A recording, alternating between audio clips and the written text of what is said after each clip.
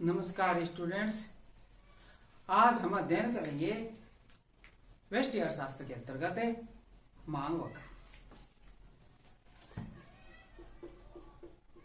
मांग वक्र ये डिमांड करो।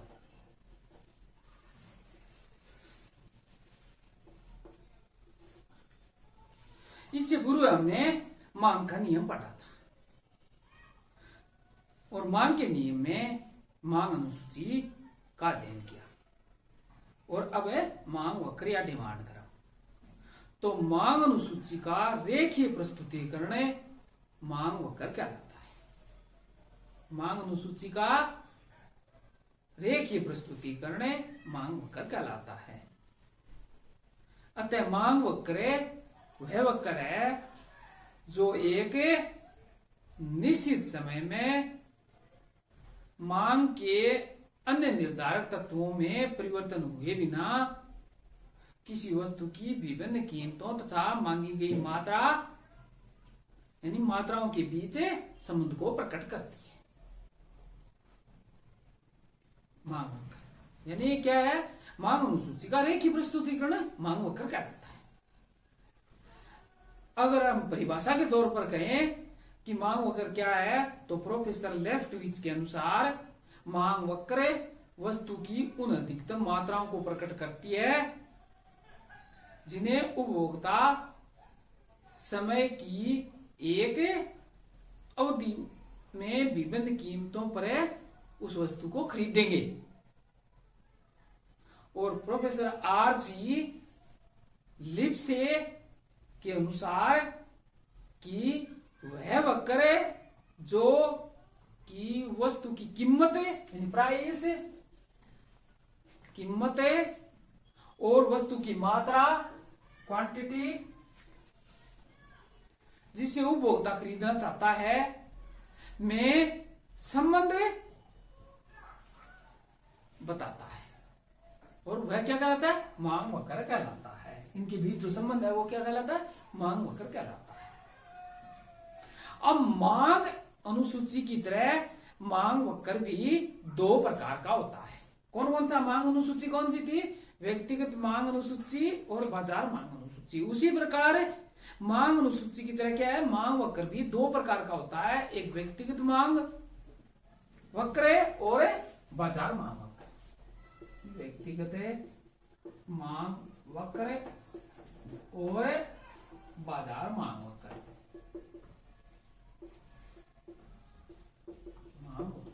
ये भी कितने प्रकार का होता है? अनुसूची की तरह दो प्रकार का होता है। व्यक्तिगत जो व्यक्ति उपभोक्ता खरीदते हैं कोई वस्तु की, जैसे व्यक्तिगत मांग वक्र क्या है? वह वक्र है जो किसी वस्तु की विभिन्न कीमतों पर एक उपभोक्ता द्वारा उस वस्तु की मांगी गई मात्राओं को प्रकट करती है। उस वक्र से हमें पता चल जाता है कि एक व्यक्तिगत उपभोक्ता द्वारा मांगी गई मात्राओं को प्रकट करती है। जैसे हमें रेखा चित्र के माध्यम से इसको भी समझ सकते हैं। जैसे व्यक्तिगत मांग अनुसूची में पढ़ा था कि प्राइस, यहाँ प्राइस है और यहाँ मांगी गई मात्रा है। जैसे प्राइस 1, 2, 3 और 4 है तो उसकी मांगी गई मात्रा कितनी है? मांग के नियम के अनुसार 4, 3, 2 और 1। अगर किसी वस्तु मांग का नियम जैसे जैसे किसी वस्तु की कीमत बढ़ती है तो उसकी मांग मात्रा क्या हो जाती है? घट जाती है। मांग का नियम ये बताता है। इसका रेखीय प्रस्तुतिकरण मांग वक्र कहलाता है। जैसे अगर हम ये व्यक्तिगत मांग वक्र, अब ये तो अनुसूची हुई और इसको अगर रेखा चित्र के माध्यम से हम प्रस्तुत करें तो ये प्राइस हो गई, कीमत है, और इसको 0y(x) बोलते हैं और 0x(x) बोलते हैं। यहाँ क्या ली गई है? मात्रा, क्वांटिटी ली गई है। जैसे ये कीमत है 1, 2 रुपया, 3 रुपया और 4 रुपया, और ये मात्रा है 0, 1, 2 और 3 और 4। ये मात्राएं हैं। 1 रुपये कीमत पर है कोई वस्तु की 4 मात्राएं क्रय की जाती है, 4 यूनिट्स क्रय की जाती है। 1 रुपये और ये 4 रुपये, ठीक है? तो ये 1, 4 हो गया, ठीक है? इसका जैसे हम साधारणतः रेखा चित्र या ग्राफ पढ़ते हैं उसी प्रकार है। और 2 रुपये की कीमत पर 3 वस्तुएं खरीदी जाती, 2 रुपये और 3 वस्तुएं खरीदी जाती है ये। और 3 रुपये पर 2 वस्तुएं खरीदी जाती है, मांग के नियम के अनुसार 3 रुपये पर और 2 वस्तुएं खरीदी जाती है, और 4 रुपये पर 1 वस्तु खरीदी जाती है ये। इसको इन बिंदुओं को मिलाने वाली रेखा क्या कहलाती है? मांग वक्र या डिमांड कर्व कहलाती है, मांग वक्र। ये तो हुआ व्यक्तिगत मांग वक्र। व्यक्तिगत इनके बीच कीमत है और मात्रा के बीच कैसा संबंध पाया जाता है? विपरीत संबंध पाया जाता है, इनवर्स रिलेशनशिप पाया जाता है, दोनों के बीच विपरीत ऋणात्मक है। ये इसका ढाल, इसको ऋणात्मक ढाल कहते हैं, ऋणात्मक गिरता हुआ मांग वक्र कहते हैं। ये क्या होता है? बाएं से दाएं की ओर नीचे गिरता हुआ होता है।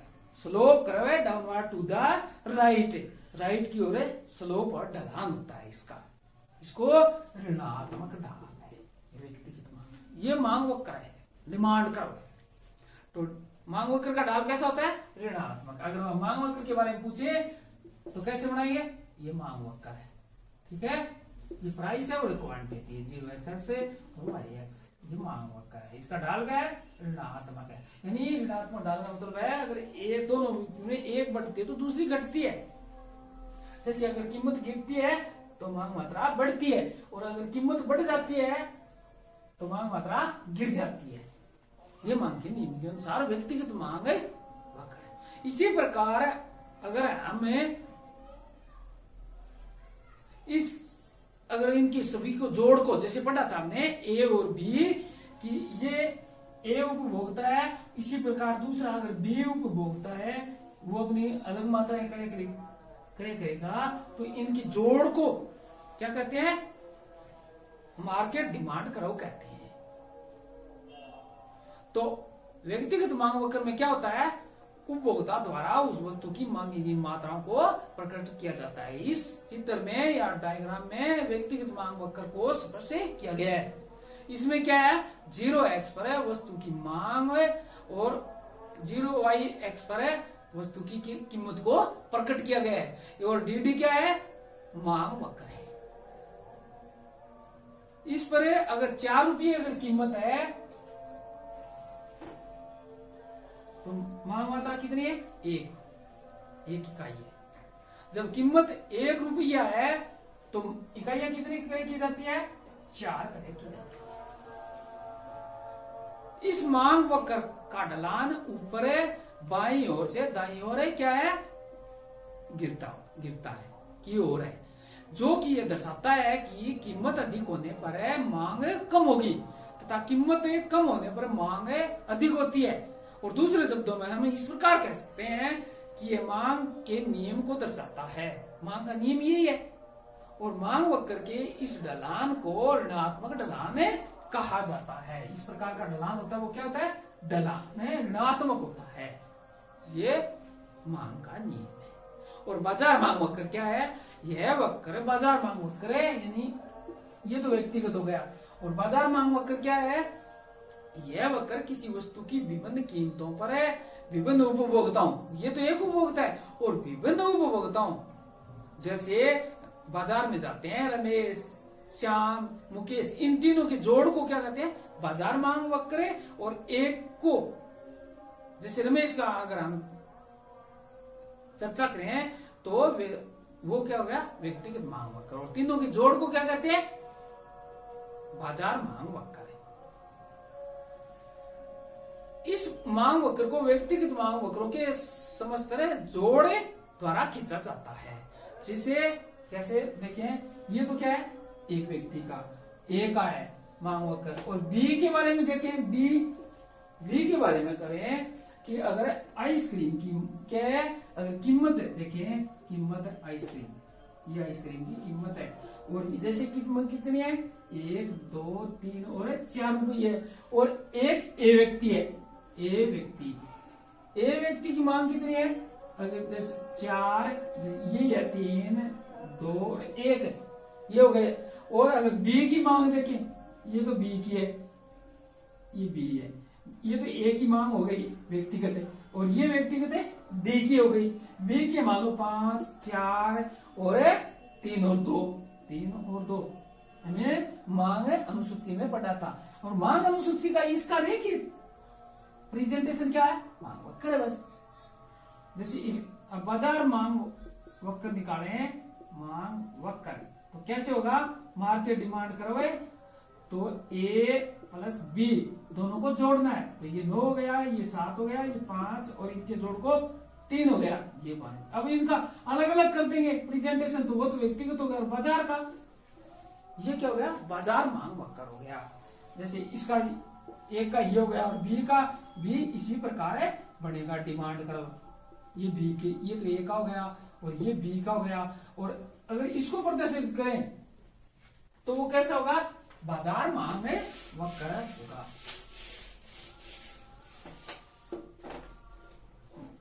अब यहां क्या दर्शाना है? 9, 7, 5 और 3। अब इसको प्रेजेंटेशन करना है।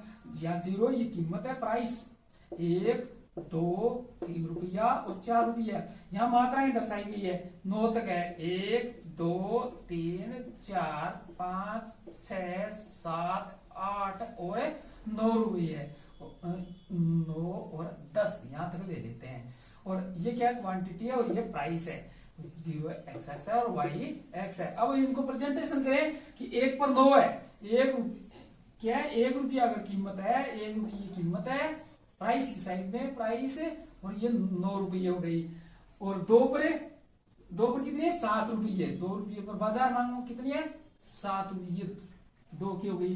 3 रुपये पर 5 है, ये 3 रुपये मांग पर है, 5 की मांग है। और ये 4 पर कितनी है? 3 की बाजार मांग, 4 पर 3। अब इनका ये बिंदु हो गए ए बी सी और डी, ये बिंदु हो गए डी बिंदु। अब इन बिंदुओं को मिलाने वाला बाजार मांग वक्र हो गया बस। डी ये कैसा है? डी मार्केट करो है ये, ठीक है, मार्केट वाला। इसको क्या कहते हैं? कहेंगे इसको ये मार्केट वाला बाजार मांग है, एमडी, यानी बाजार की डिमांड है। और ये ए व्यक्ति की डिमांड है और ये बी व्यक्ति की डिमांड है, और इनके जोड़ को बाजार मांग वक्र द्वारा इस प्रकार इसको हम प्रदर्शित कर सकते हैं। तो आज हमने सबसे इससे पहले क्या पढ़ा था? मांग का नियम, मांग की अनुसूची और अब मांग की अनुसूचियों को रेखीय प्रस्तुतिकरण मांग वक्र कहलाता है। और ये इसमें ध्यान रखने लायक बात यह है, या ध्यान रखने योग्य बात यह है कि मांग वक्र का ढाल हमेशा क्या होता है? ऋणात्मक होता है, अन्य बातें समान रहने पर। क्योंकि जैसे जैसे किसी वस्तु की अगर कीमत बढ़ती है तो मांग मात्रा गिरती है, और कीमत घटती है तो मांग मात्रा बढ़ती है, और विलोम से इस प्रकार ये चलता रहता है। तो आज हमने पढ़ा मांग वक्र और बात व्यक्तिगत मांग वक्र व बाजार मांग वक्र। आपने अच्छी तरह सुना व समझा, इसके लिए आपको धन्यवाद।